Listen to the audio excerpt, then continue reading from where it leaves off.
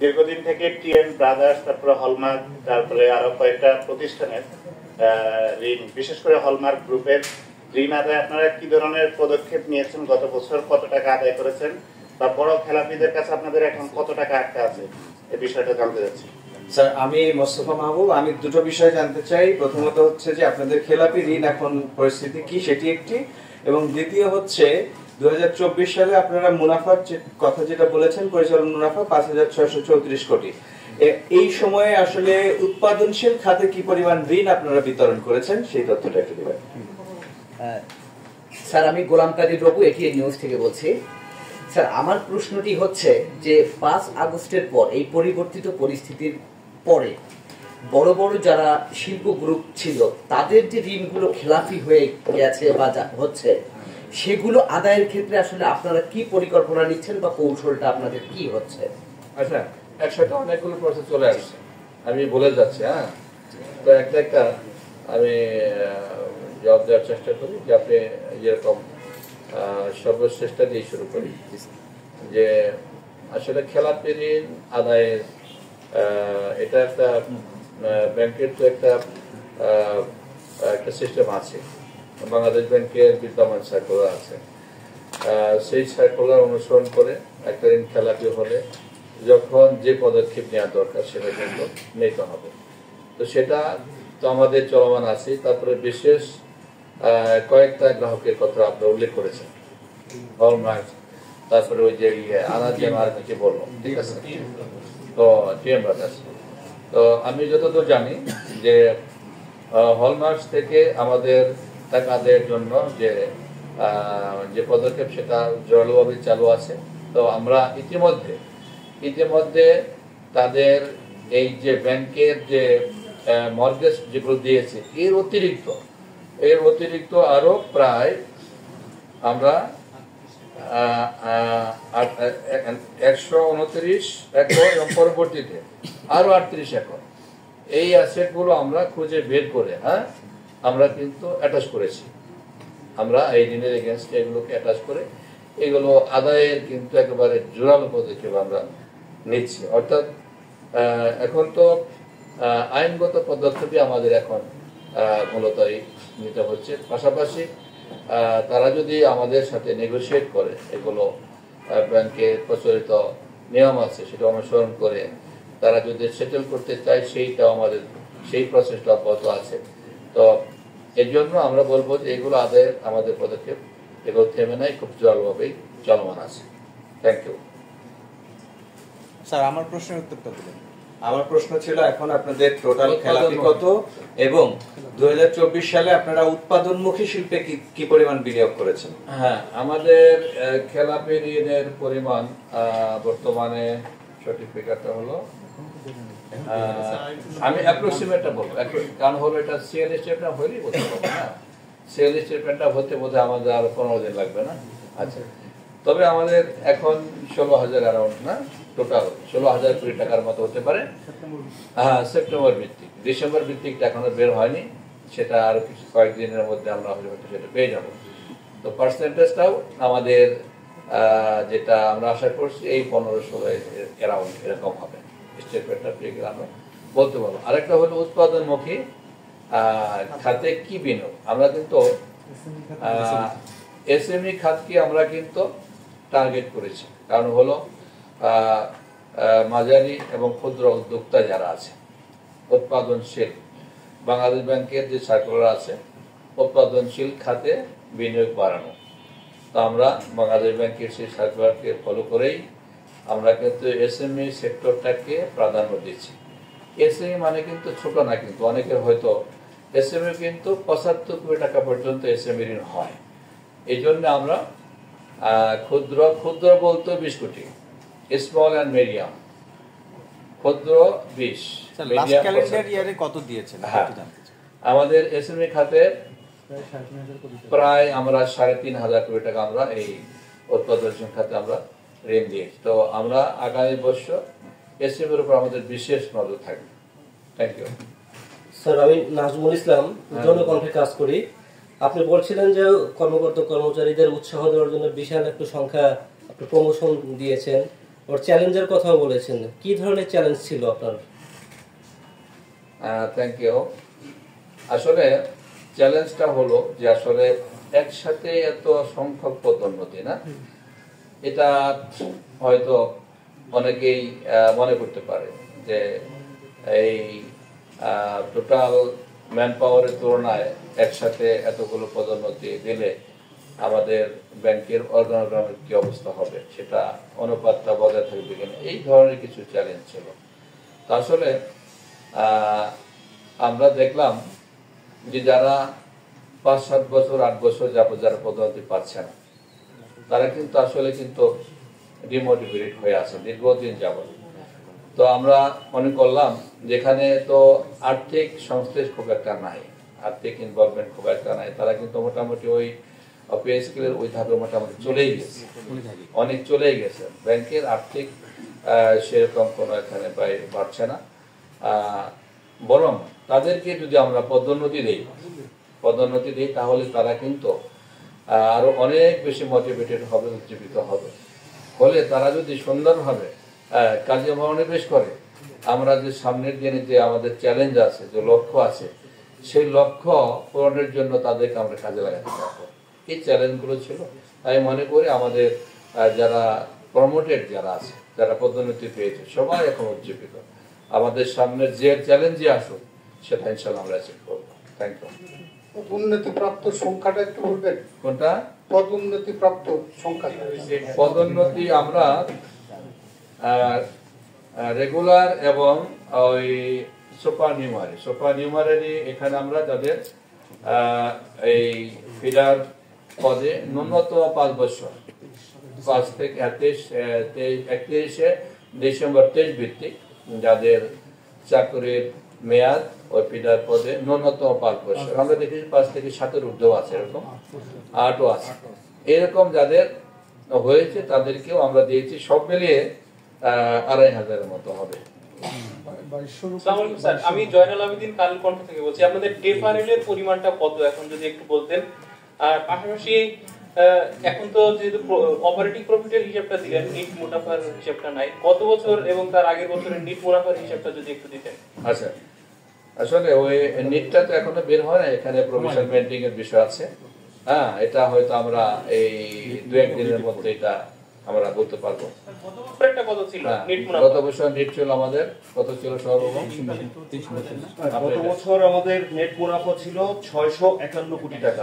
গত বছর আমাদের অপারেটিং প্রফিট, যেটা এখন আমরা আলাপ করলাম যে 5634 কোটি টাকা, সেটা গত বছর ছিল 3846 কোটি টাকা। 3846 ছিল অপারেটিং প্রফিট, নেট প্রফিট ছিল 651 কোটি টাকা। আমরা আশা করছি এবার সংরক্ষণ একটা সময় নিয়ে থাকেন। হ্যাঁ, প্রভিশন সংরক্ষণে গত বছর আমরা ডেফা, এটা বাংলাদেশ ব্যাংকের নীতিমালা, সেই নীতিমালা অনুযায়ী আমাদের 2500 কোটি টাকার মতো ছিল, ডেফার ছিল গত বছর। এখন কত স্যার?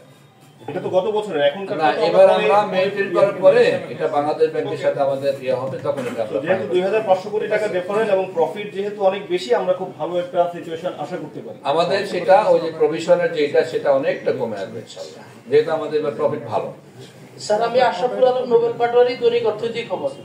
স্যার, আমার একটা প্রশ্ন ছিল, সেটা হচ্ছে আপনারা এই যে প্রফিট করলেন, এখানে আপনাদের যে শীর্ষ খেলাপি রয়েছে এদের কাছ থেকে টোটাল কত টাকা আদায় করেছেন? এবং আমরা জানি যে সোনালী ব্যাংকে দীর্ঘদিন যাবত বেশ কিছু আপনার খেলাপি রয়েছে বড় বড়, এদের কাছ থেকে আপনাদের আদায়ের জন্য আপনারা কি কি পরিকল্পনা নিয়েছেন, এটা যদি আমাদেরকে একটু জানান খেলাপিদের কাছ থেকে। হ্যাঁ, আমাদের ছোট বড় সব খেলাপিদের কাছ থেকে আদায়ের প্রক্রিয়া চালু আছে। তো আমরা এই শীর্ষ আমাদের টোটাল, আমি কিন্তু প্রথমে বলেছি যে আমাদের টোটাল 1170 কোটি টাকা কিন্তু আমরা টোটাল সেল থেকে খেলাপি ঋণ থেকে আদায় করেছি। এর মধ্যে যে শীর্ষ 20 যেটা জানতে চেয়েছে না, শীর্ষ 20 থেকে আমরা 121 কোটি, বোঝা যায় ফিগারটা আমি দিয়ে দিব ফাইনালি, সঠিক ফিগারটা 121 বা 22 কোটি টাকার মতো আমাদের শীর্ষ 20 খেলাপি থেকে আদায় হয়েছে। আর আরেকটা খেলাপি হয়েছে যেটা আমরা রাইট অফ, সেখান থেকেও আমরা আমাদের একটা আদায় আছে, যেটা গত বছরের চেয়েও ভালো। হ্যাঁ, না, এটা জানেন সবাই, তো আর কোনো কথা না থাকলে শেষ করবো। আমি একটা প্রশ্ন করতে চাচ্ছিলাম, আমি জুবাই ফাইন্যান্সিয়াল এক্সেস। হ্যাঁ, তো গত কয়েক মাস ধরে দেখা যাচ্ছে যে প্রাইভেট সেক্টর ক্রেডিটের একটু মন্দা ভাব চলছে। ইভেন আপনার এই রিজিম চেঞ্জ হওয়ার পরে ওইটা আরো খারাপ হয়ে যাচ্ছে, মানে খুব বেশি ক্রেডিট তারা ডিমান্ড কমে গেছে অনেক। তো এখন ব্যাংকগুলোকে দেখা যাচ্ছে যে তারা এখন এইটা মিট আপ করার জন্য তারা হচ্ছে গভর্নমেন্ট ট্রেজারিতে বেশি ইনভেস্ট করতেছে এবং সেইখান থেকে তাদের প্রফিটটা ভালো পাচ্ছে। তো আপনার টোটাল অপারেটিং প্রফিটে গভর্নমেন্ট ট্রেজারি স্কোয়ার কি বিষয়টা কি হবে যদি বলতেন আমাদের? একবার একটু কভার দেন, তথ্যটা আপনার কাছে আছে।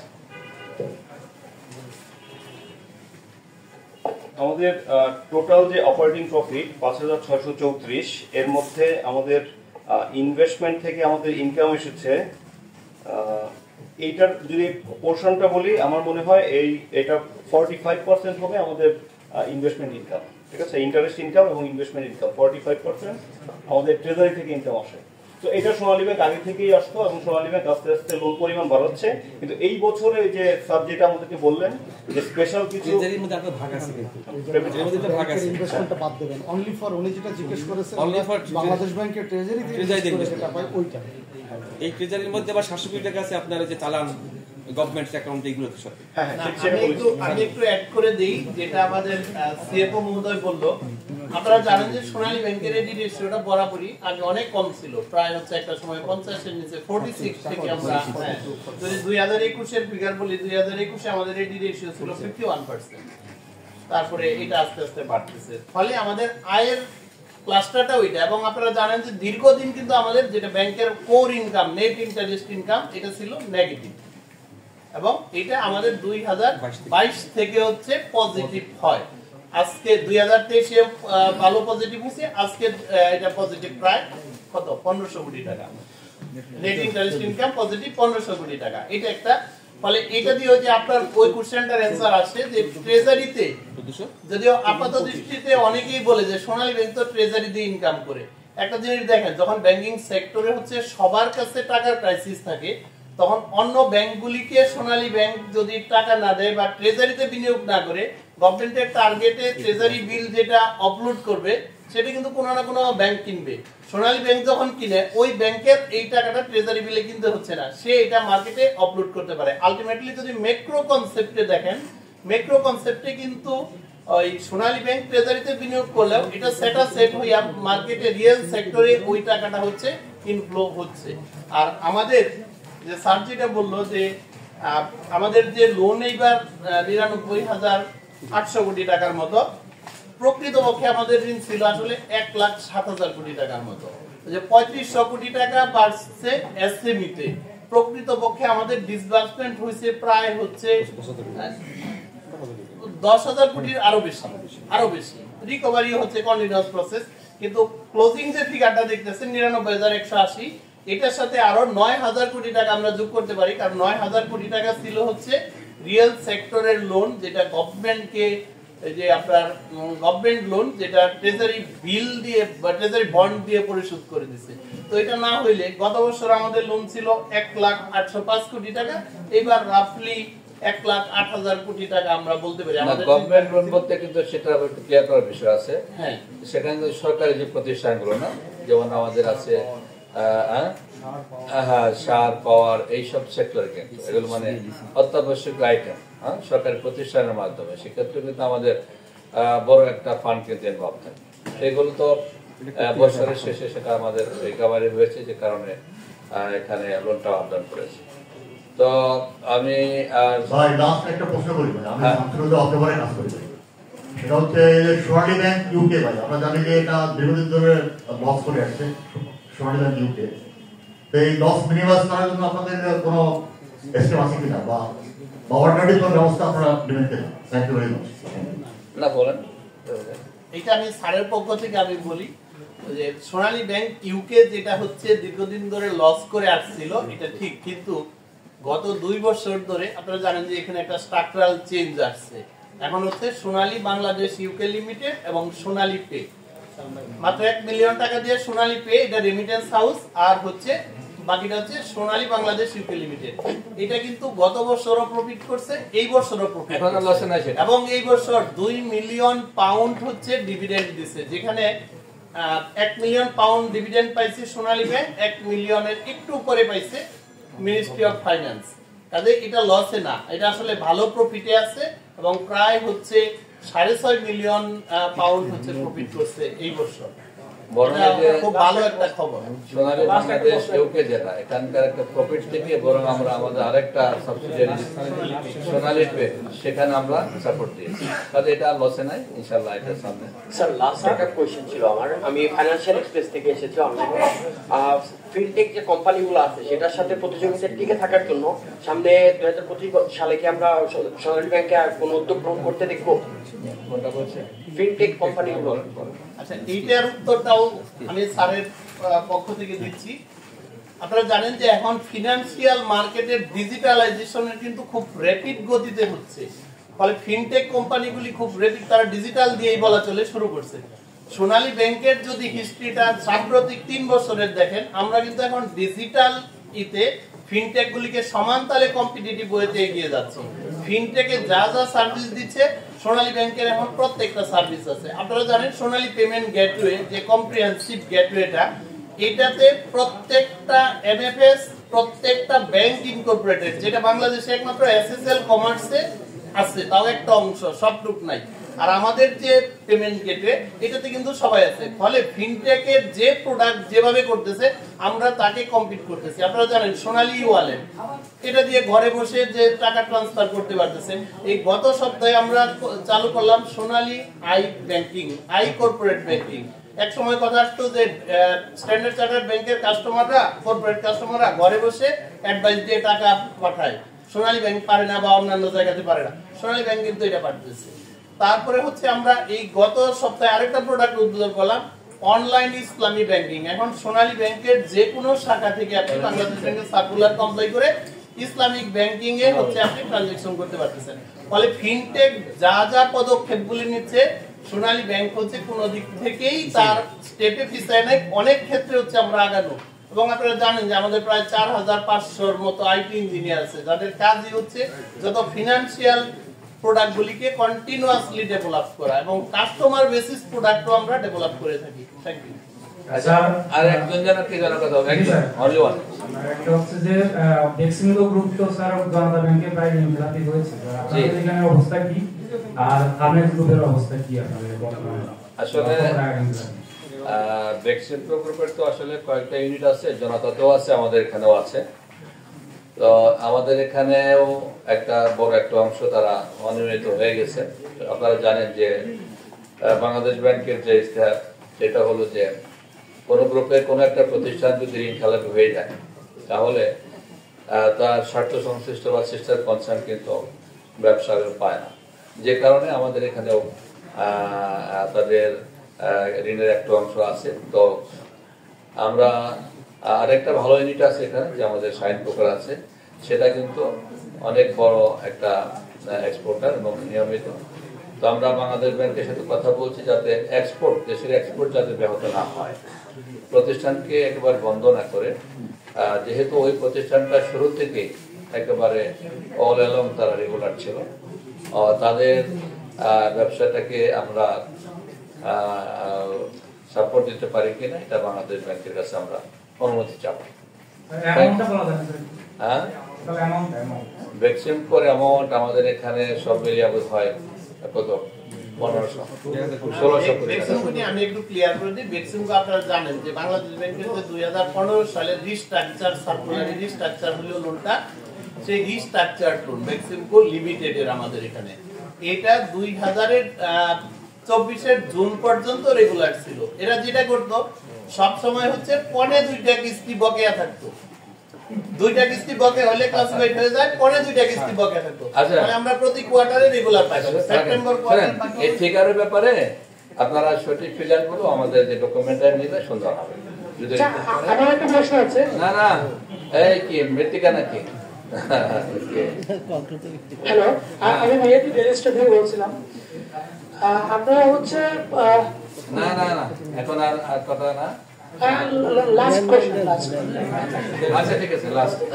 আচ্ছা, আপনারা হচ্ছে ইসলামী ব্যাংকের শর্ট নোটিসে 1000 কোটি টাকার একটা ফান্ড দিয়েছিলেন শর্ট নোটিসে, এবং এটা আমরা যেটা শুনেছি আপনারাও অনেকে আনঅফিসিয়ালি বলেছেন যে সেন্ট্রাল ব্যাংক বাধ্য করেছিল এই টাকাটা দেওয়ার জন্য।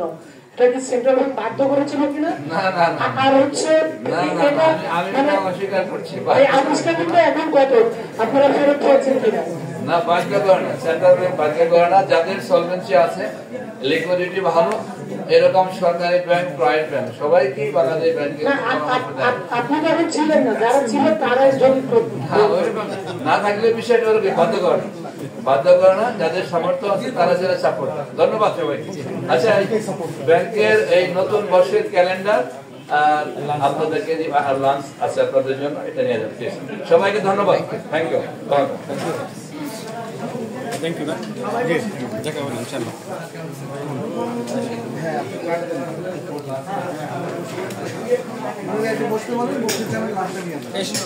সবাই একটু আমরা বসি, একটু সুশৃঙ্খল ভাবে বসি, আমরা লাঞ্চটা নিয়ে যাই, শুভেচ্ছা উপহারটা নিয়ে যাই একটু প্লিজ।